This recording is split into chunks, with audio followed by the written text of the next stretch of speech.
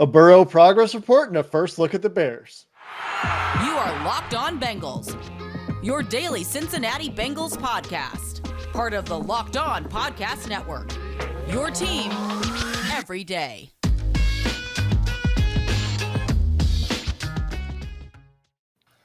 What up, Bengals fans, and welcome to another episode of the Locked On Bengals podcast. I'm your host, Jake Liscow. He's your host, James Rapien, doing the airplane or something today. I don't know how the airplane fits with our intro music, but hey, it is what it is. James Rapien has done his daily dance. Today, we're going to dig into Joe Burrow's first appearance of the 2021 season, his first appearance coming off that ACL injury, and, well, his first appearance on the Bengals weekly injury report as well. And later on in the show, we're joined by Locked On Bears host Lorin Cox. We're going to get our first look at the Chicago Bears for the week before our game preview coming your way on Thursday.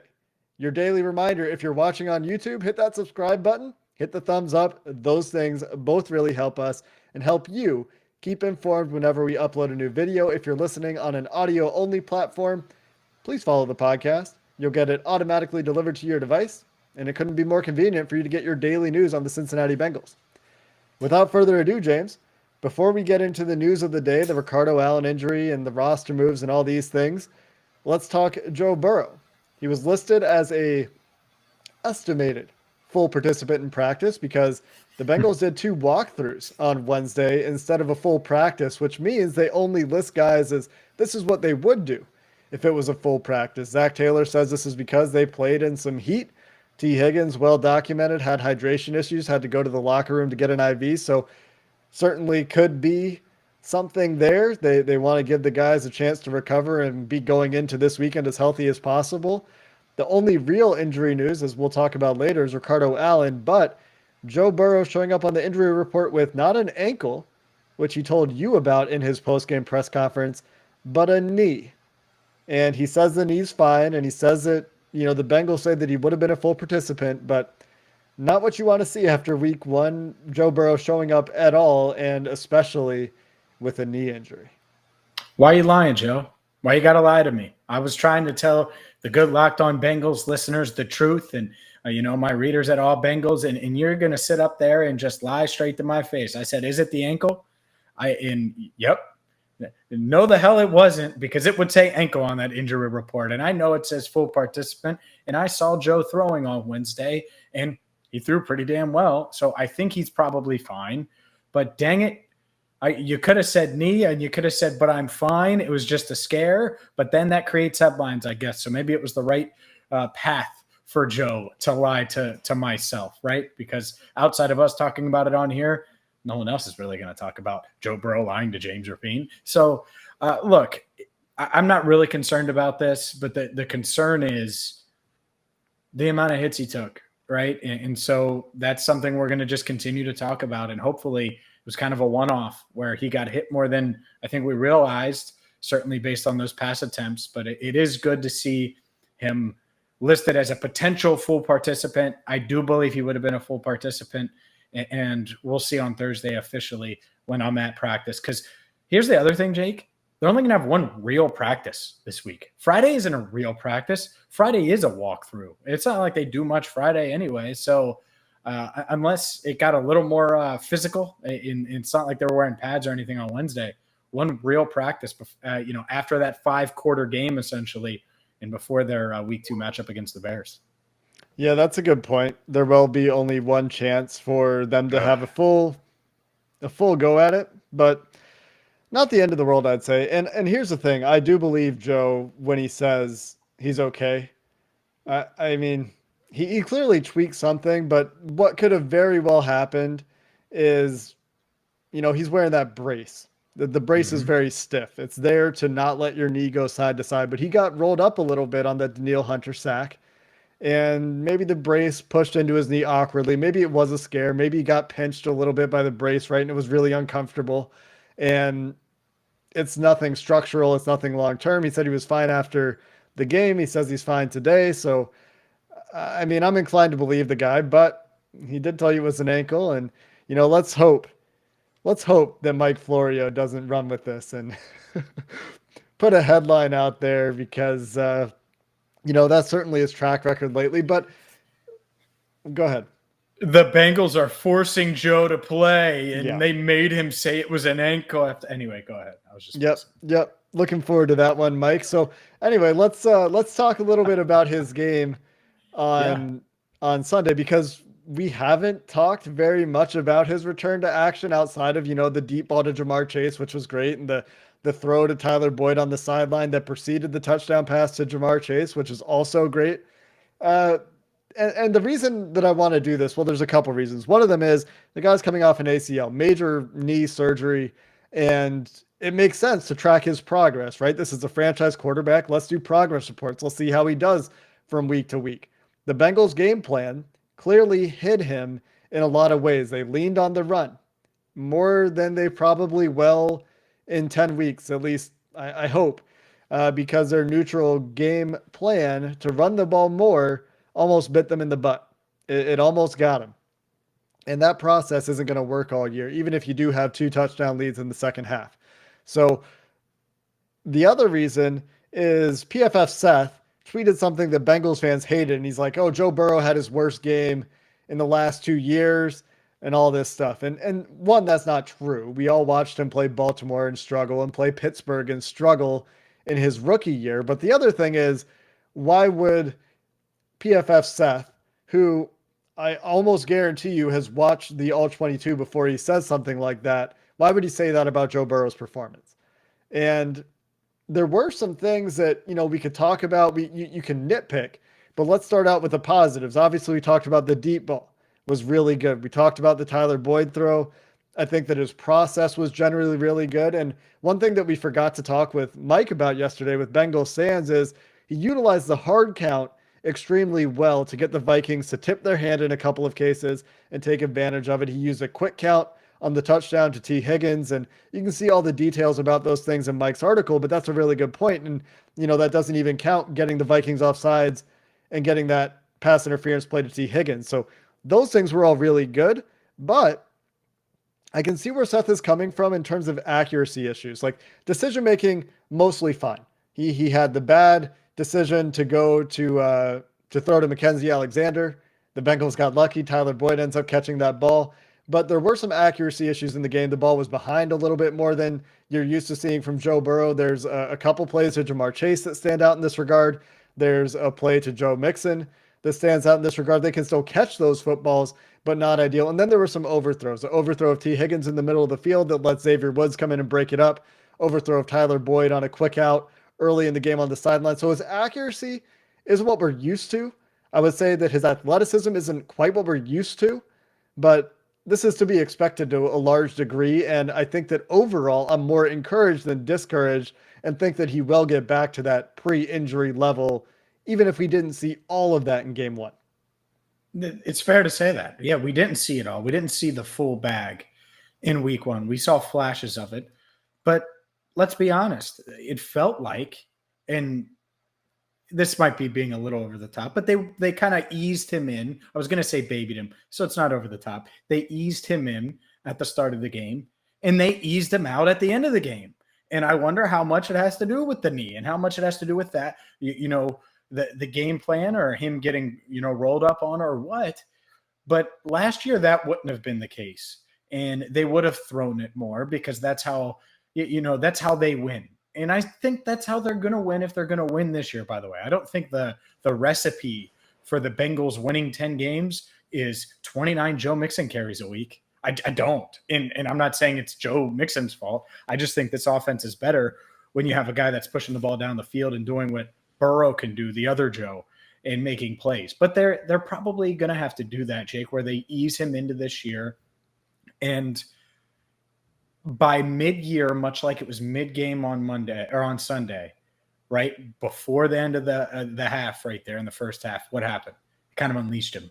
And I think at some point he'll get there. I don't necessarily think it's going to be this week against Chicago. Not that he's going to play bad, but I think he may throw it 30 times or less.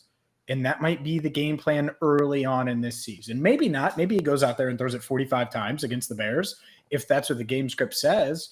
But if they can do what they did on Sunday against the Vikings, then I think that they're going to ease him back into things a bit. And, you're right. There were some missed throws. I mean, the throw to Mike Thomas, it was actually closer when I went back and watched. But I expect Joe Burrow to make that throw. And they scored anyways. But that's a throw Joe makes. And he knows it. So it's not like we got to say it.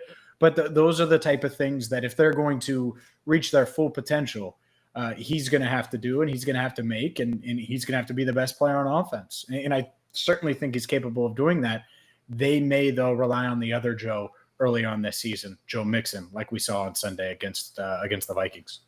And it's okay if you're going to take the shot plays off of it and execute the shot plays off of it. And it's okay if you're going to close the game out that way, but you can't be afraid to throw the shot plays in. And I've said it 4 times now. There was opportunities in that second half where one more shot play, I think, could have sealed the game. And instead they didn't do it. Or they missed him because they did have the one other miss to Jamar Chase where he throws it out of bounds. And so, it wasn't perfect, but it was pretty good. And we'll keep an eye on his accuracy week to week and his process week to week as the season goes on. And they have another tough defensive line matchup coming in the Bears, which we'll get into in a little bit. But first, let's talk Rock Auto. RockAuto.com, the auto parts online supplier that we've been talking about on the Locked On Bengals podcast for feels like years now. They have everything from engine control modules to motor oil or new carpet for your vehicle. So if you're changing your own oil like James does, well, go over to rockauto.com and save some money.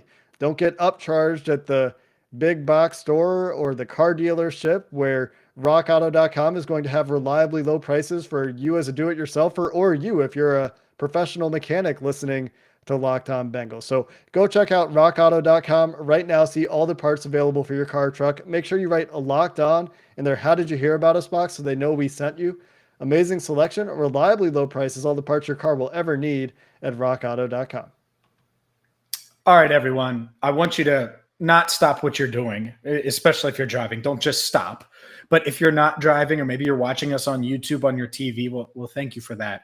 And after you're done with Locked On Bengals, or if you have a device free, I want you to go to rivertowninkery.com. Because if you're watching this podcast or listening to us right now on any of the podcast platforms, you like the Bengals, you like Cincinnati. And if you like the Bengals and you like Cincinnati, you're going to like Rivertown Inkery and Apparel.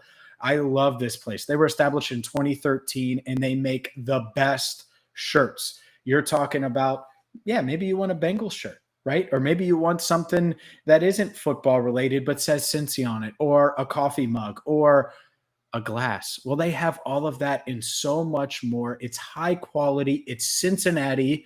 It's you. So check them out right now at rivertowninkery.com, or you could stop by in person, which I did last week. They're located in the heart of Oakley, just 10 minutes from Paul Brown Stadium at 3096 Madison Road.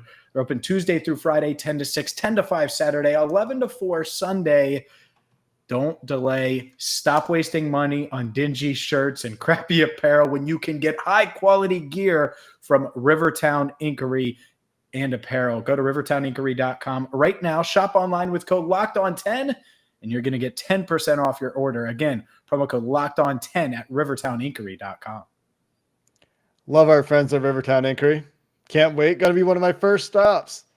I know our old friend of the show, old co-host of the show, Joe Goodberry, is going to be stopping by as well. Really excited to see their inventory in person and really get into all those great offerings you just talked about. James, let's get back to the Bengals.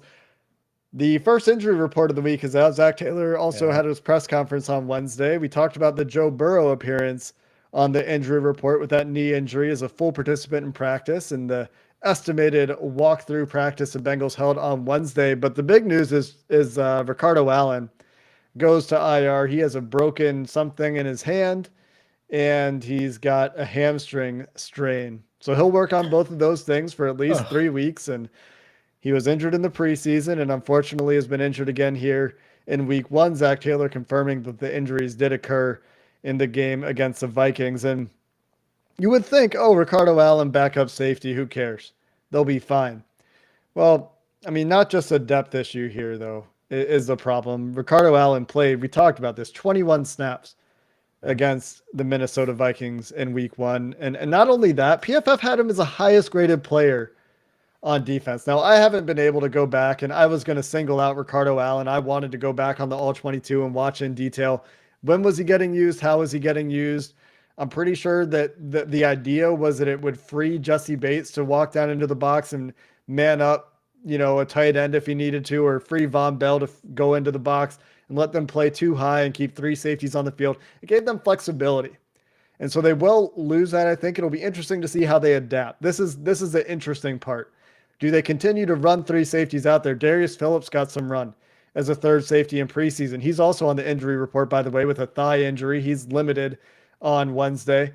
Or will it be a Trayvon Henderson call-up? Will it be a Brandon Wilson appearance on defense? Or do they scrap the three safety thing and say, you know what, we'll put Akeem Davis-Gaither out there and roll with our athletic. He is athletic. Our athletic. He is athletic. Yeah. He is athletic and how effective, you could debate that, but he's a freak. I mean, he's a crazy athlete. You just see him on the practice field. But yeah, it is a question and it sucks. I'll be honest. I was excited to see this three safety look, especially against a team like the Bears, because and we'll ask Lorin Cox this next segment, but I'll go ahead and break the news. I think we're going to see a lot of Justin Fields this weekend. I'm not saying he's going to start. I do. I think they're going to try to run him. I think they're going to get him in different packages. And he's just really hard to prepare for because we haven't seen a lot of them. And so that's the part of it where it's tough. Like to me, well, say it out loud. Would you rather just face Andy Dalton straight up? Or is it more of a threat if there's this Justin Fields package or two that we haven't really seen much of? I know he scored a touchdown last week, but we hadn't seen much of him where they unroll, roll that out mid first quarter. And so to me, I would love to have the third safety and love to have Von Bell roaming in the box there, his hard hitting physical style.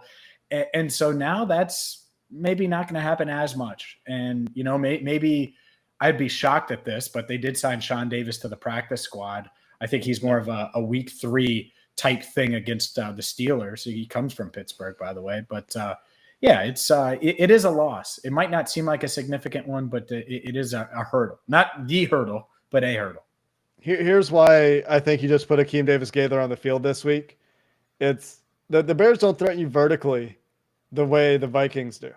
And that's so fair. You can be much more comfortable to go single high. You don't need to keep the three safeties on the field. Put Von Bell and Akeem Davis-Gaither in the box when Justin Fields gets on the field and see if they're going to take a shot with him. I mean, maybe they will, right? Like this is something they didn't show in week 1 when he was on the field. It was like read option. It was single read, quick stuff. You and I would, sure, but the Bears don't seem interested in like highly utilizing Justin Fields at this point in the season. Andy Dalton did his press conference today. The starting quarterback press conference was Andy Dalton. So if you thought that there was going to be a starter change this week, well, Andy Dalton did his press conference on Wednesday in Chicago. And I'm talking to, well, not just me, but the Bengals media. We're talking to Andy Dalton tomorrow on Thursday.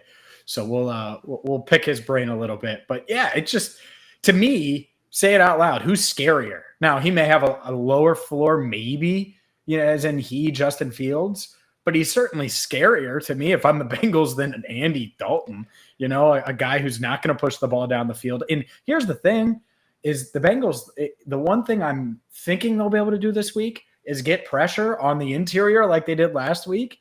And, they're having tackle issues in Chicago right now. So you might have a really, really flustered Andy Dalton. Well, this is why the Bears aren't playing Justin Fields. Like, you look at the Bengals' first 4 opponents, they might all have a worse offensive line than the Bengals. And the Bears just lost another tackle. Larry Borum didn't practice on Wednesday. He turned his ankle after he came in for Jason Peters, who's limited with the quad.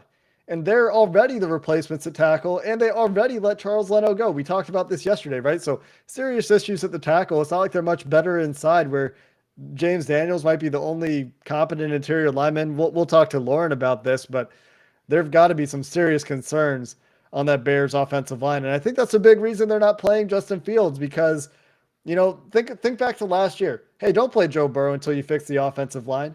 Why doesn't that apply to Chicago?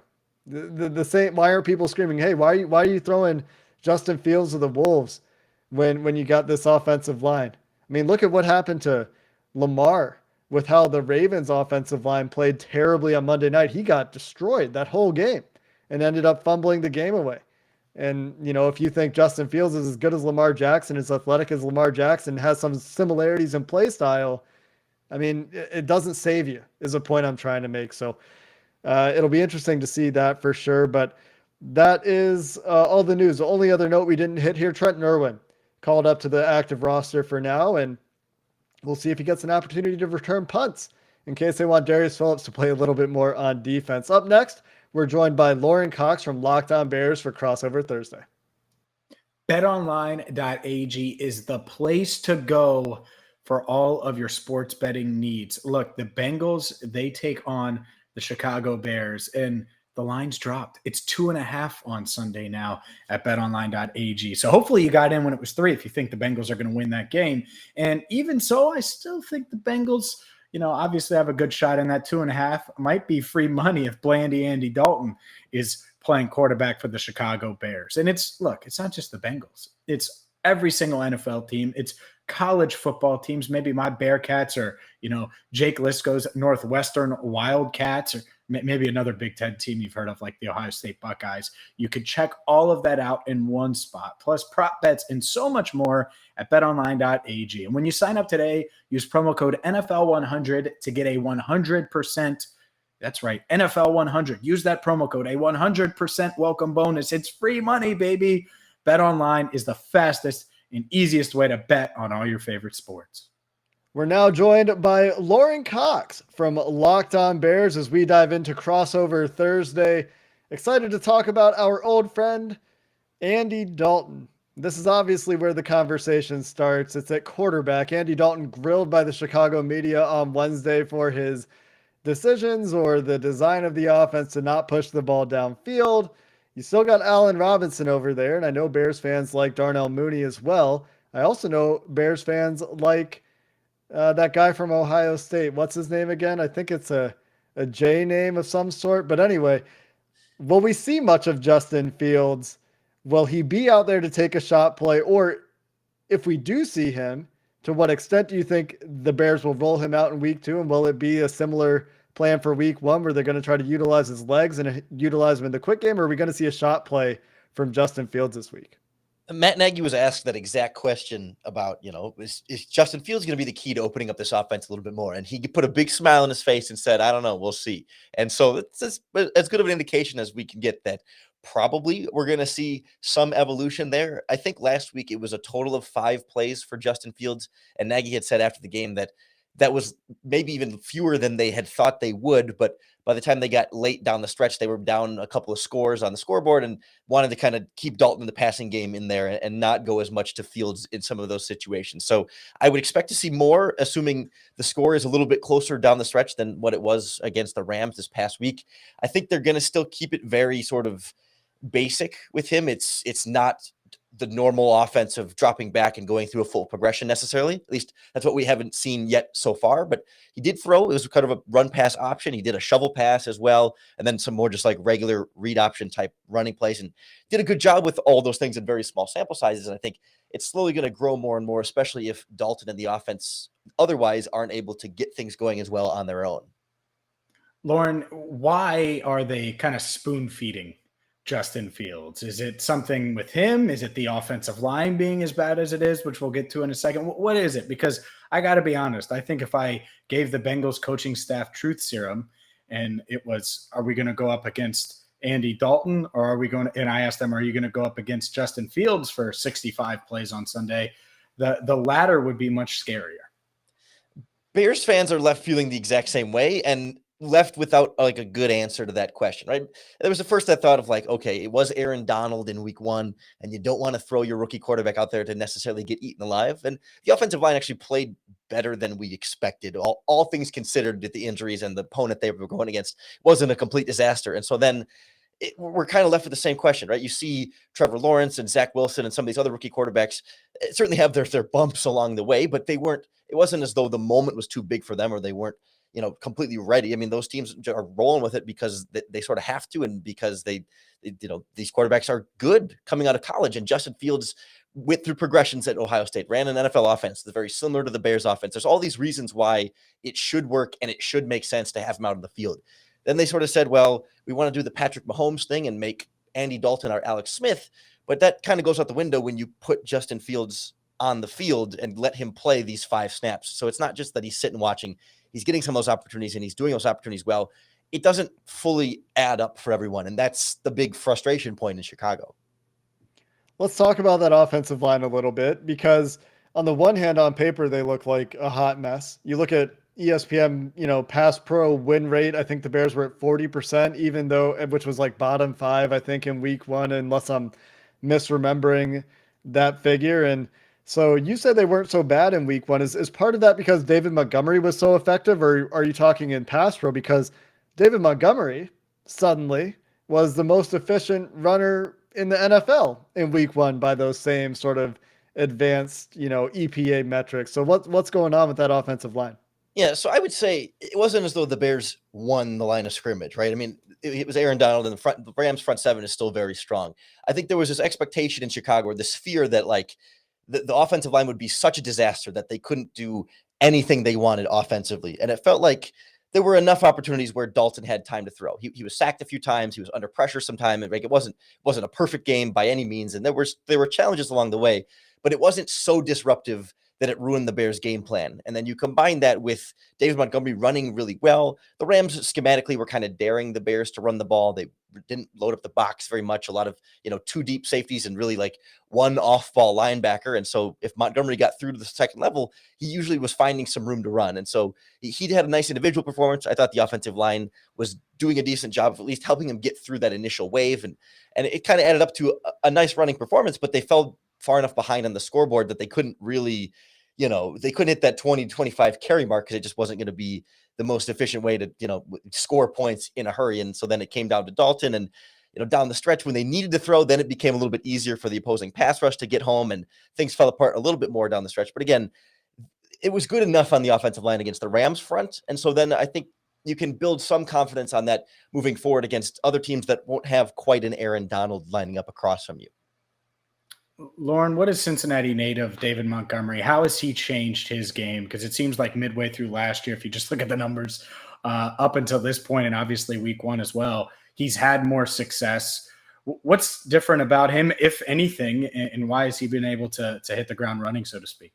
Well, of course, there's the famous graphic from when he was at Iowa State where it said, feet of Saquon Barkley, vision of Le'Veon Bell. And, he's finally living up to the insane hype that came with that picture. No. So last year, halfway through the season, the Bears really changed things up schematically when they turned the play calling over to Bill Lazor, of course, the former Cincinnati Bengals offensive coordinator, now reunited with Andy Dalton in Chicago. Nagy is again the play caller, but they've kept some similar things from a schematic standpoint of trying to go into a little bit more of like a stretch zone, outside zone, and run some play action off of that as well. And then didn't do as much of that against the Rams. I think the Rams thing was a little bit more schematic, but he did talk this offseason about how he felt like he got faster. He changed some of his training regimen. I don't know if he exactly lost weight, but gained some muscle. And he had a 40-something yard run in the first quarter that the NFL Next Gen Stats said was the fastest David Montgomery had ever run on a run in his career. So like we hear every offseason that players say they got faster. Every player says I got bigger, faster, and stronger this year. But at least I think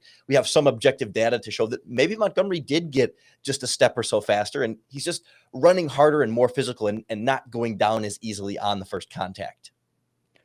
Let's shift gears for a second, talk about this defense before we finish up here, Lorin. The clear strength of the Bears defense on paper appears to be Khalil Mack, Akeem Hicks. If Eddie Goldman plays, Eddie Goldman, you said before we started recording that he's very much questionable. You would lean away from him playing right now. Robert Quinn obviously provides a little bit of juice, but on paper, you would think Jalen Johnson, Eddie Jackson, Tashawn Gibson maybe would be a solid core for a secondary, but they had issues in week 1 against Matt Stafford and Sean McVay and the Rams. When you look at this defense and you look at the matchup with the Bengals, where are you the most scared, or where can the Bengals exploit this defense the most?